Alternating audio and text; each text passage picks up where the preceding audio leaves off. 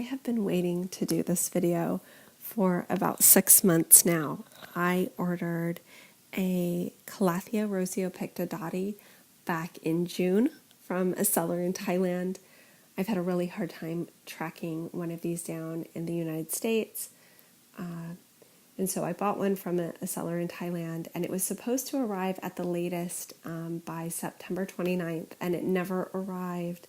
And so I got on a waiting list for another Dottie from a seller in Florida after that, and in late November, they reached out and let me know that they had some small Dotties that were going to be available. I ordered one, and here it is. It arrived in December.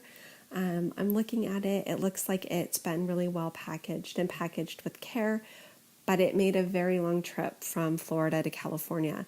And I can see right away that the bamboo sticks did protect the leaves somewhat, but the soil really shifted there on the right.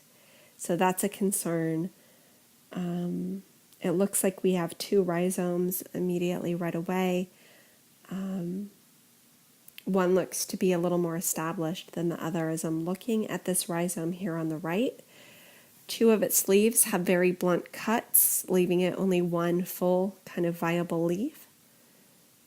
Come over here and look at the other rhizome. As you can tell, this has many more leaves that look mature, that are really, they need to have these leaves for photosynthesis so they can continue to grow. Without them, it's really difficult.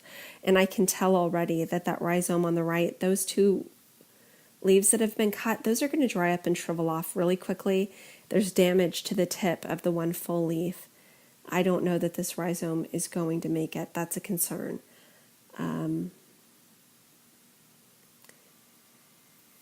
I have to tell you, the Dotties are absolutely beautiful Roseopictas. They have these deep green, almost black leaves with hot pink markings. I've been really wanting one, like I said. I'm really excited now to have one. It's got that deep plum back on the leaf, just like you would see with any Roseopicta, just really beautiful. I'm kind of checking now for pests and to see if I find any disease or any type of mite running around. But they look clean. Like I said, I see some mechanical damage and discoloration that's pretty normal for being handled. I did buy in winter, and I have to take responsibility for the fact that this Calathea may have been exposed to the cold during a layover longer than it should have been. So again, it's one of those things that you know when you buy online, that there are these variables you can't control. And yeah, I do think that soil was shifted there on the right. I think its roots could have been exposed, and if it was in the cold, its chances are definitely pretty low. So looking here again, and the potting soil is still moist. It looks really quick draining, which I'm happy about.